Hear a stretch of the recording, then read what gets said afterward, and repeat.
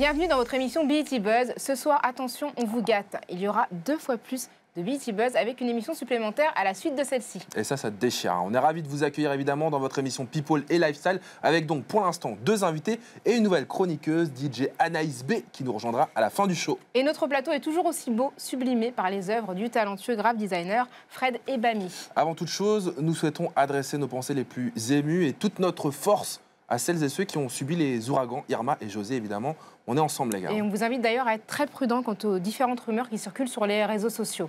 Et on va essayer quand même de vous faire penser à autre chose aujourd'hui, l'incroyable anniversaire de Ludacris. Oui. Une liste de films à ne pas manquer, ce sera notre Buzz List. Et nos 2 invités, 2 personnalités engagées, nous accompagneront tout au long de l'émission. C'est l'une des grandes nouveautés de cette nouvelle saison. Elle a fait parler d'elle en 2015 avec un documentaire biographique au titre Coup de poing de Trop noir pour être française. Elle est scénariste, diplômée d'une des plus grandes écoles de cinéma et la voici désormais écrivaine. Et lui, c'est l'un des rappeurs les plus doués de sa génération. Ses textes acérés et son flow incomparable en ont fait un emblème du rap français. Poète, auteur, comédien, activiste, il s'exprime en ce moment sur la scène d'un prestigieux théâtre parisien. Vous les avez bien sûr reconnus, Isabelle Bonny-Clavry et Kerry James. Bonjour et bienvenue. Comment ça va? Bonjour, ça va. Bonjour. On vous a mis bien pour l'intro. Très bien. En même temps, Rock, se poser la question, on a 2 personnalités engagées sur le plateau. Ouais, est-ce qu'on ne prend pas des risques? On ne va pas avoir des poursuites pour des propos un petit peu polémiques ou controversés? Juste après l'émission? Non, je pense pas ce qu'on dit. On a dit passé des l'âge. choses, on dit la vérité. Non, on dit la vérité. Il y a un âge limite. Bon, en tout cas, Kerry vient aujourd'hui nous présenter à vif une pièce de théâtre dans laquelle il interprète le rôle d'un avocat. Mais avant cela, une réalisatrice dont le documentaire a buzzé sur les réseaux sociaux nous présente le livre qui en est inspiré, Trop noir pour être française, où elle raconte son parcours atypique. Pour nous, c'est un des livres de cette rentrée littéraire. Isabelle Bonny-Clavry nous dit tout dans BET Buzz.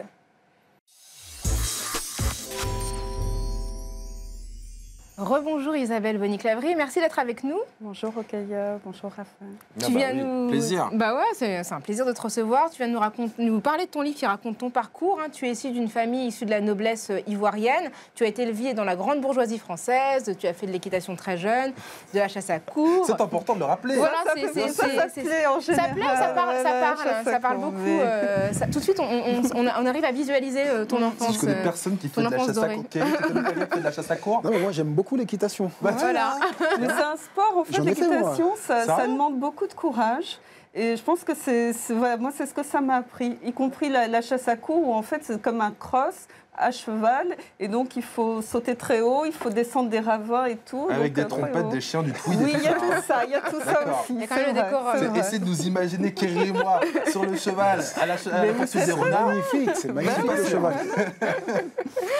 Et ça ne vous a pas échappé, tu as eu toutes ces activités en étant une femme noire. Et tu dis dans ton livre d'ailleurs que la classe ne protège pas de la race. Qu'est-ce que ça signifie en fait? C'est-à-dire qu'en France, on a souvent tendance à dire qu'en gros, si les minorités ethniques ne s'intègrent pas, c'est parce qu'en fait, elles viennent de milieux populaires ou de milieux défavorisés et qu'en fait, c'est un problème social et qu'une fois qu'en gros, elles vont monter l'échelle sociale, tout va disparaître. Et ce qui est une manière, effectivement, de ne pas vouloir prendre en compte vraiment le facteur racial. Et le fait qu'en France, il y a un problème racial. Et donc, du coup, moi, je me sers un peu de mon histoire, qui en effet est atypique, pour montrer que même si, par les circonstances de la vie, vous êtes en haut de l'échelle sociale, on vous regardera d'abord et toujours comme un noir. Et donc, en projetant sur vous toute une série de stéréotypes négatifs. Et aussi, toujours se présupposer que vous n'êtes pas complètement français. Voilà, vous êtes une sorte d'étranger de l'intérieur. Et d'ailleurs, ton grand-père, qui était haut magistrat, c'est le premier Ivoirien à avoir épousé une Française blanche. Tu racontes son histoire et la tienne en parallèle, témoignant des mélanges culturels qui ont émaillé ta vie. Pourquoi ? Je trouvais ça intéressant parce qu'en fait, mes grands-parents, d'une certaine façon, ont été des pionniers. Mon grand-père, sa famille, l'a envoyé en France à l'âge de 15 ans. C'était en 1924. À l'époque, en France, il faut resituer, il y avait 5000 Africains sur le sol français. Et donc, ils ont déjà eu cette conscience que la colonisation changeait tous les rapports de pouvoir et qu'en fait, ceux qui allaient s'en sortir, en gros, c'est ceux qui maîtrisaient le papier du blanc. Et donc, ils ont pris sur leurs économies et ils ont payé ces études eux-mêmes. Parce qu'à l'époque, la France n'envoyait pas, ou extrêmement rarement, enfin, Senghor, c'est une exception, n'envoyait pas d'Africains faire des études secondaires et a fortiori des études supérieures. Donc, eux, ils ont payé de leur poche pendant 15 ans pour qu'il fasse ces études et il est devenu le premier magistrat noir. Ce qu'il n'avait pas prévu, c'est qu'effectivement, vivant en France, étant adulte en France, il y avait un maximum de chances pour qu'il tombe amoureux d'une Française, et donc à l'époque d'une Française blanche.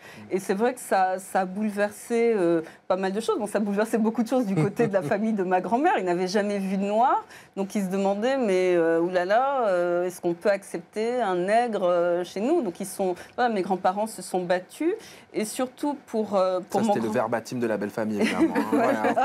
Si vous venez d'arriver au cas où. Et mon grand-père, lui, son rêve, c'était il voulait retourner vivre en Afrique. Et donc, il était magistrat français. Il avait le choix.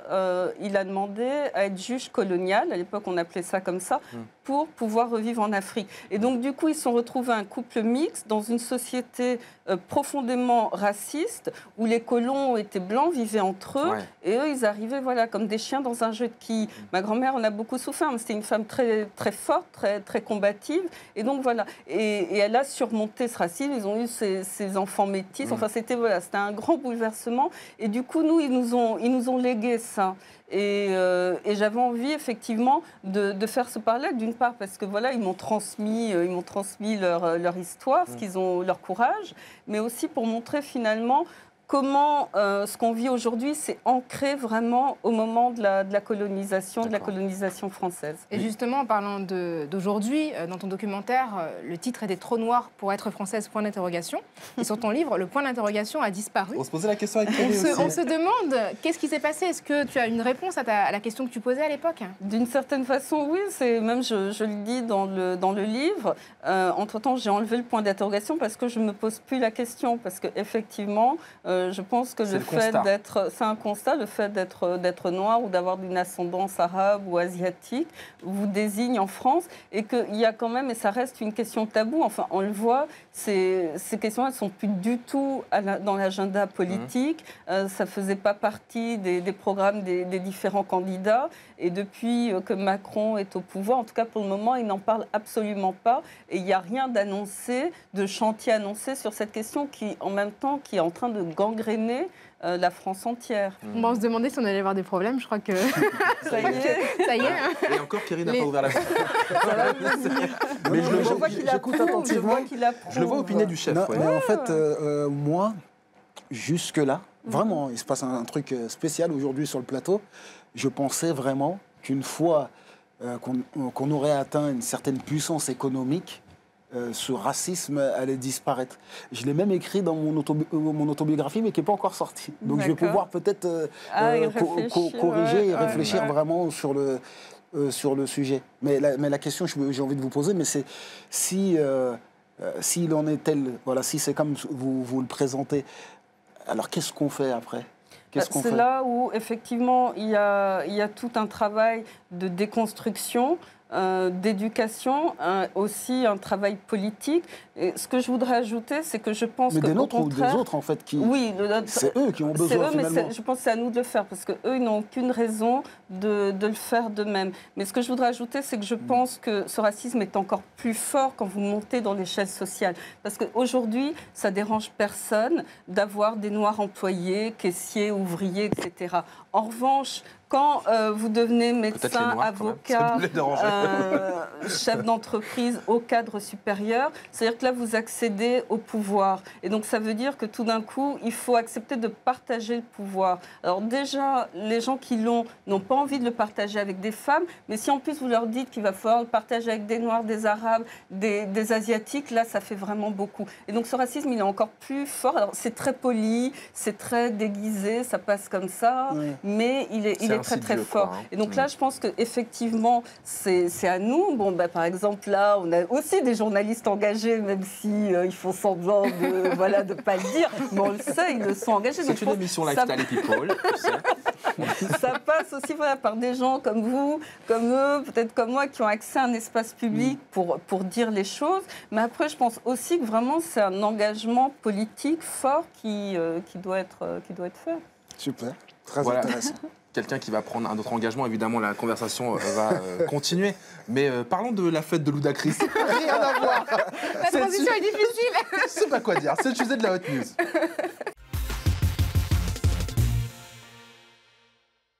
Parlons de Ludacris, le rappeur américain qui a fêté son anniversaire récemment. D'ailleurs, vous avez presque un point commun, Kerry James, puisque lui vient de fêter ses 40 ans et toi, tu y vas tranquillement. J'y vais, ouais. On est d'accord. Gros palier, donc gros birthday. Il l'a célébré pendant une semaine entière. Pas genre une journée, une semaine. Et où ça, à votre avis? Est-ce que ça aurait été dans sa ville natale de Champaign, dans l'Illinois? Pas du tout. Est-ce que c'était Atlanta, dans sa ville d'adoption? Pas du tout. Il a choisi Farcheville. Farcheville, c'est dans l'Essonne. C'est dans le 91 et c'est à 47 km au sud de Paris. Voilà. Et pourquoi ici? Pourquoi Farcheville? Parce qu'il y a un château, celui du baron Hugues II de Bouville qui mourut en 1304. Oui, on peut apprendre des choses dans cette émission historique. aussi. C'est l'instant Stéphane Bern.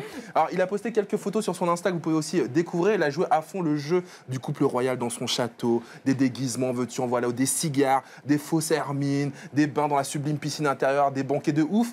Mitonné pas par n'importe qui, par le chef Capot, qui officie d'ordinaire au restaurant africain Le Marabout, qui se trouve à Paris. Donc maintenant, C'est une histoire invraisemblable. C'est-à-dire que là, il y a trop d'informations. quand on me l'a rapporté, je dis c'est pas possible. Farcheville, le restaurant Marabout, il y a trop Il y a un mec qui d'infos. me fait un sketch. Eh ben non, mais d'ailleurs, non, mais le Capot, il doit être dosé maintenant dans son restaurant, puisque Tu Ludacris m'étonnes. l'a fait venir pour cuisiner chez lui. Le seul bémol quand même à sa fête, c'est qu'il nous a pas invités. C'est pas cool.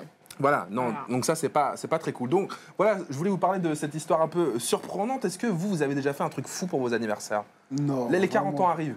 Non, je vais rien faire de spécial. Farcheville. Le château de Farcheville. Non, c'est étrange de fêter les anniversaires finalement. Ah bon? Bah oui, chaque année nous rapproche de la mort en réalité. En tout cas, On Kerry reste avec James nous, avec et vous. Isabelle. Ouais, c'est ça, Kerry James, Isabelle Bonny-Claverie, vous restez avec nous pour la suite de l'émission. On parlera aussi de cinéma, du festival Afropunk, juste après la pause. À tout de suite.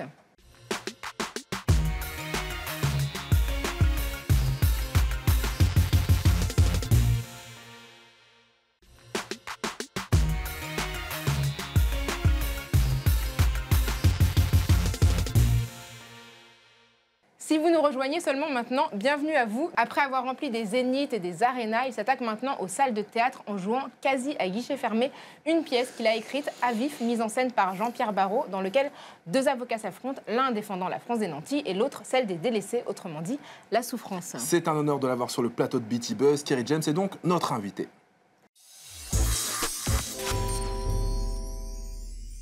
Merci d'être avec nous, Kerry James. Merci. Il est à vous. resté. Oui, il est resté. Tu sais que des miracles peuvent se produire sur ce plateau. Donc on sait que ton combat, pour ceux à qui tu as consacré un titre banlieusard, pour qu'ils sortent la tête de l'eau, est un combat qui prend beaucoup d'importance. Tu as décidé de le poursuivre sur les planches. Est-ce que tu peux nous raconter le processus de cette création? Bah, d'abord, je voulais écrire un film, un scénario. Donc j'ai écrit un scénario de long métrage qui s'appelle Banlieusard, qu'on a du mal à financer, Ah ouais. mais qui va exister. Étonnamment. là aussi, tu vois. Comme c'est bizarre. Mais il va exister quand même. Et dans ce film, il y a ce personnage que j'interprète sur scène, Souleymane Traoré, qui est élève avocat et qui passe le concours de la petite conférence, qui est un concours d'éloquence. Et il arrive en finale face à son rival. Et la question qui lui est posée, c'est: l'État est-il seul responsable de la situation actuelle des banlieues? Et dans le film, j'ai été obligé de couper beaucoup les plaidoiries. Donc j'ai gardé ces plaidoiries et j'en ai fait une pièce de théâtre. Et justement, on va voir à quoi ça ressemble. On a un petit extrait. Après le 3e tour de notre concours d'éloquence, je me suis retrouvé avec ce type et quelques-uns de nos camarades. C'était la première fois que je me retrouvais à table avec lui et vous savez ce que ce grand défenseur des banlieues m'a demandé? Dis-moi, tu pourrais nous trouver un truc pour ce soir? C'est-à-dire, Eh ben, tu pourrais nous trouver un truc. je comprends pas. Un truc, quoi. Tu vois ce que je veux dire? Pour le mal de ventre, t'as Spasfon et pour la diarrhée, t'as Smecta. Non, mais t'as très bien compris. Oui, j'ai bien compris. Le concours d'éloquence, c'est important pour toi. Donc tu stresses. Et le stress te donne des maux de ventre. Les maux de ventre te donnent de la diarrhée. En d'autres termes, tu te chies dessus. Et tu es en train de me demander si je connais un truc contre ça. Et moi, je te réponds. Spasfon ou smecta. Ok, c'est bon, laisse tomber. Non, je laisse pas tomber. Pourquoi il me demande ça à moi? Pourquoi pas à lui? Ou à elle? Ou à lui? Pourquoi pas à lui alors? Ouais, ça on revient. rappelle ce qu'elle disait Ce qu'on se tout à disait en l'heure, première que partie d'émission avec Isabelle. finalement, il est élève avocat et puis ce jeune homme on renvoie à des images, enfin des préjugés, voilà. auquel Malgré lui, ses il a positions échappé à lui depuis qui sont longtemps. progressistes, c'est ça qui est intéressant Ouais, parce qu'il c'est ça qui est incarne intéressant, l'avocat de gauche. C'est ça. Nous, on a aussi un combat dans cette émission, c'est de dire que les planches, le théâtre, c'est absolument pas chiant, évidemment, et que c'est pour tout le monde. En plus, dans cette pièce, c'est vraiment très pédagogique, c'est vraiment fin sur la pédagogie, Merci. sur la vie dans les quartiers populaires, sur le système aussi. Il y a de l'humour et de l'ironie, comme on en voit aussi là dans l'extrait. Ouais. C'est tout ça que tu as voulu faire. Exactement. Et puis, ce que j'ai essayé de faire, c'est de faire en sorte que les gens soient un peu chamboulés dans leurs convictions. Et il y a beaucoup de gens qui viennent avec une idée préconçue. Ils se disent, voilà, l'État est-il seul responsable de la situation actuelle des banlieues? Moi, c'est oui. Et d'autres, c'est non. Et puis, à la fin, quand ils repartent, ils se rendent compte que les choses sont beaucoup plus nuancées, que ça. Quoi. Il y a un vrai questionnement en tout cas. Et on le dit, on a vu évidemment la pièce tous les deux. Quel charisme! Ouais. C'est gentil, et merci. vraiment, le public est complètement happé par l'éloquence. Merci, et puis merci. le duo fonctionne très très bien aussi. Ouais, il est très très bon, Yannick Landrin. Et on a l'habitude de te voir sur d'autres scènes, des scènes où tu exerces davantage ton flot de rappeur. Est-ce qu'il y a une différence entre le fait de pratiquer la scène du théâtre et celle des salles de concert? Il y a une différence. C'est beaucoup plus dangereux le théâtre. Ah ouais? Ouais, sur scène, ça m'est déjà arrivé d'oublier un texte pendant 4 mesures. Wow. Et je fais ah ouais, ça passe. Et personne s'en rend compte parce qu'il y a de la musique, il y a des lumières. Et je fais un yaourt. Mais là, tu peux pas. Les gens entendent tout, voient tout. Ouais. Il y a un livre qui vient de sortir au Kaya. Tout à fait, un livre qui reprend les textes qui sont C'est dits le et texte de la déclamés pièce, sur scène. C'est important de laisser une trace sur papier de ce qui a été dit. Ouais, franchement, c'est un des objets vraiment qui me touche le plus. Je veux dire, entre ça et je vais pas dire tous les disques que j'ai faits, je trouve que ça, c'est vraiment plus important. Parce qu'aujourd'hui, le rap, aujourd'hui, malheureusement, tout le monde peut faire un disque de rap, des bons et des mauvais rappeurs, mais tout le monde ne peut pas écrire une pièce de théâtre, et c'est un milieu qui, quand même, normalement, nous est fermé. Je n'ai rien à faire là. Et ce que je trouve intéressant dans cette pièce de théâtre et avec cet objet, c'est que j'ai pas fait le rappeur qui va au théâtre. C'est-à-dire, ceux qui viennent au théâtre, ils reconnaissent Kerry James, c'est mon empreinte, je suis resté le même, et c'est ça qui est intéressant, quoi. Voilà. Ça se joue où alors, cette pièce? Ça se joue au théâtre du Rond-Point jusqu'au 1er octobre actuellement. Et Voilà. ailleurs, un petit peu en Et France. on partira sur une tournée, bien sûr, en banlieue parisienne et en Ça, c'est province. très classe. On a au moins 70 dates, voilà. On vous incite vraiment à y aller, ça finit en standing ovation. De toute façon, tu sais que ça finit debout. Systématiquement, oui. Tu sais que c'est la fin de la pièce quand tu sais que tout le monde est debout et qu'il faut partir. Juste, je prends une seconde pour parler de ça. Tu as évoqué le film. Ouais. Alors ça avance bien? Ça avance bien. Là, je suis déjà en train d'écrire un deuxième film qu'on m'a commandé. Ouais. Eh ben. Et donc, si tu veux, par exemple, pour le film, un scénario a reçu le prix Beaumarchais cette année. J'avais été sélectionné pour le prix Sopadin pour la finale et tout. Mais par contre, les chaînes, quand ils lisent... Ils n'ont pas envie de mettre de l'argent. Ils n'arrivent pas à lire. Ça glisse des mains. Mais non, parce que les trois personnages principaux, c'est des Noirs, ça se passe en banlieue, enfin, ils comprennent pas. Puis surtout, Mais ils se on va y disent, arriver quand même. S'ils mettent de l'argent, c'est pour pouvoir passer le film en prime time, etc. Et donc, il y a toujours cette idée de l'audience. Et c'est vrai qu'en France, on se dit il faut parler à la ménagère, etc. Mais cette ménagère, finalement, on ne la connaît pas. On aimerait bien savoir quand est-ce que cette ménagère a dit qu'elle n'aimait pas les... Voilà. Ça ne la dérange pas de regarder des noirs américains. Mais en même temps, j'ai peut-être un scoop, peut-être que quelquefois la ménagère est noire. Ça peut arriver aussi. Peut-être que quelquefois elle n'est pas blanche, elle est non blanche. Ça arrive aussi quelquefois. Il y en a quelques-unes, effectivement. Puisqu'on parle de cinéma, on va y rester dans la buzz list. Tout à fait. Allez, à tout de suite.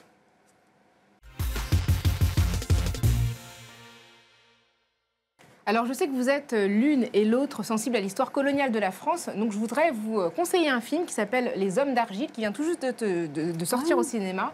Un très, très beau film de Mourad Boussif qui revient sur l'histoire des tirailleurs marocains pendant la Seconde Guerre mondiale. Alors, il met en scène justement un autre Souleymane. C'est ironique puisque c'est le nom du personnage de ta pièce, Kerry James. Un jeune artisan qui travaille l'argile, d'où le titre, et qui vient d'épouser une femme issue d'une grande famille. Pour se venger, son beau-père le fait enlever par l'armée française, qui l'envoie de force combattre les Allemands pendant la guerre. Alors, c'est un film extrêmement émouvant. Les scènes d'horreur sont entrecoupées des évasions imaginaires et poétiques de Souleymane, qui est interprété magistralement par Miloud Nassiri. En fait, on aura bien compris, c'est l'histoire des indigènes sacrifiés par la République et c'est notre histoire collective. David, je peux me permettre juste rapidement, parce que je connais le réalisateur qui est belge, et il s'est vraiment battu pour faire ce film. Ça a été très difficile. Voilà. Donc là-bas aussi, c'est pas forcément évident de parler de ce genre de sujet. Donc c'est vrai qu'il faut il est dans quelques salles à Paris, donc il vient tout juste de sortir. Il faut vraiment aller le voir. Ça change un petit peu. Si vous êtes en province aussi, évidemment, allez-y. On vous ne dira que pas assez. Une apprentie rappeuse maintenant qui lâche jamais l'affaire. On s'est dit que ça plairait bien à Kerry James et aussi à Isabelle. On découvre dans son livre qu'elle est fan de rap également. Est-ce que vous connaissez la dénommée Dumbo? Non, même pas. Dumbo. Alors, c'est une jeune fille qui vit avec sa mère célibataire et sa grand-mère malade et qui vivote grâce à un job de serveuse. Alors, elle s'appelle Patricia Dombrowski, elle est blanche et on la surnomme Dumbo. A priori, pas de quoi faire une star de rap, sauf que dans ses rêves, c'est une rappeuse qui la pique, qui va tout déchirer. Et c'est l'héroïne en fait de Patty Cakes, un très très joli film de Jérémy Jasper. Je vous recommande le morceau avec les samples de sa grand-mère, c'est juste un grand moment de rap.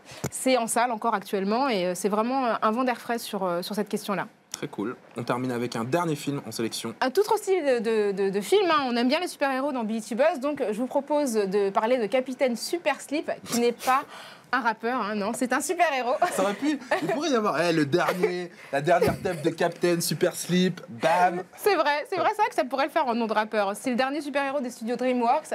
Alors l'histoire de George et Harold, deux potes de CM1 qui décident de créer une BD. Ils ont une imagination de dingue et leur super-héros, l'est aussi, c'est le fameux Capitaine Super Slip qui est complètement barré, au point que c'est notre camarade Kevin Hart qui a été choisi pour le doubler dans la version originale. On le connaît bien sur BET, Bien sûr qu'on le connaît puisque c'est l'un des célèbres Real Husbands of Hollywood qu'on diffuse sur BET. Et une autre personne qui va devenir célèbre sur cette chaîne, trop drôle ce titre. Kevin Hart, on le kiffe. Il est hyper drôle. Évidemment. Une bonne raison d'aller voir le film en VO, par exemple. Ouais, ça, il faut le voir en VO. Une personne aussi qui est drôle, qui est très sympathique et qui est une grande star en devenir. On le sait, c'est pour ça qu'elle est là. C'est notre nouvelle chroniqueuse, Anaïs B, dont c'est la grande première ce soir.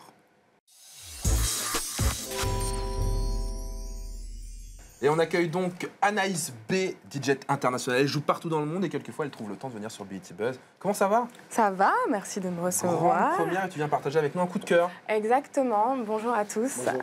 Voilà, il y a, on va dire, un mois maintenant, j'ai eu la chance d'être invitée à participer, à mixer pour l'Afropunk à Brooklyn. Et j'en reviens, voilà. C'était vraiment magique. J'ai encore plein d'étoiles dans les yeux. C'était vraiment un moment super. Et donc, je vais vous expliquer un petit peu ce que j'ai vécu.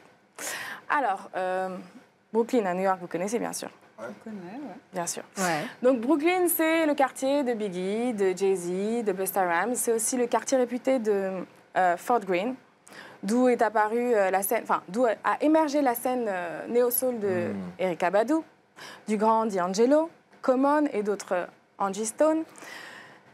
Et c'était vraiment l'endroit parfait pour l'Afropunk, en fait.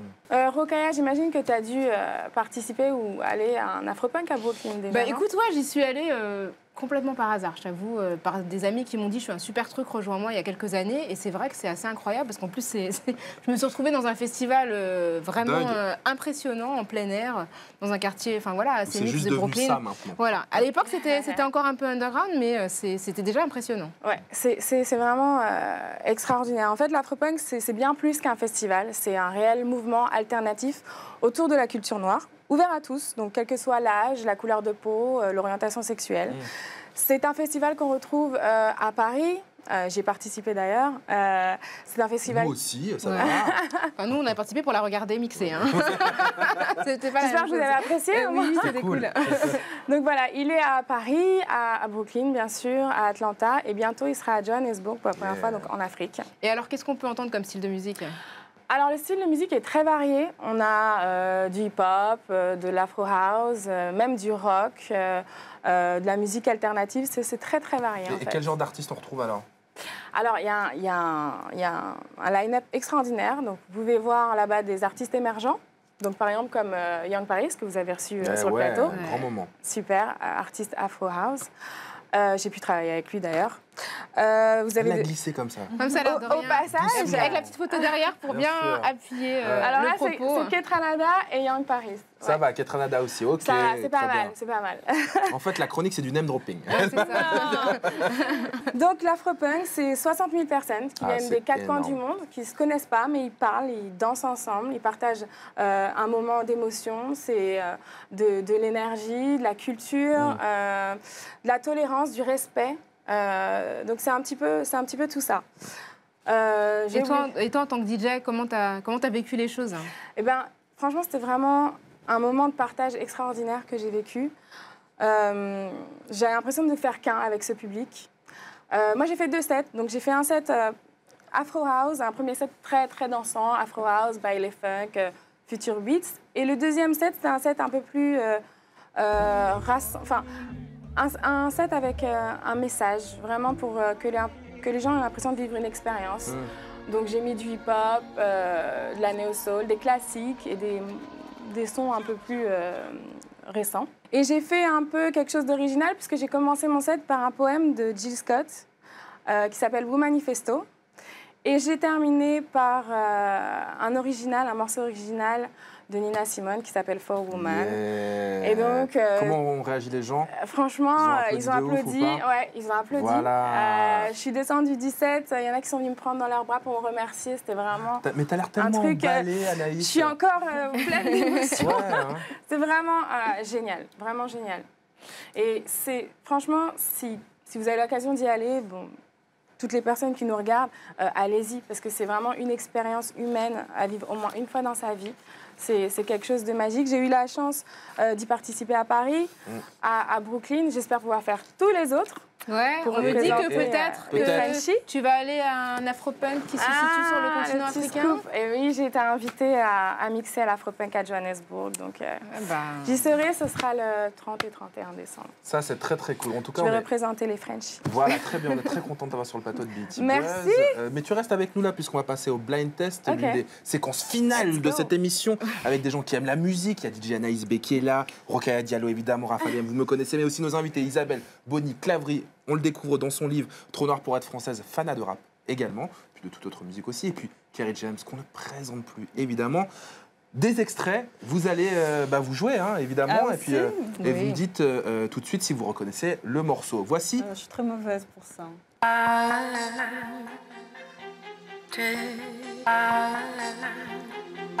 Je connais, mais c'est bizarre, je ne trouve pas le...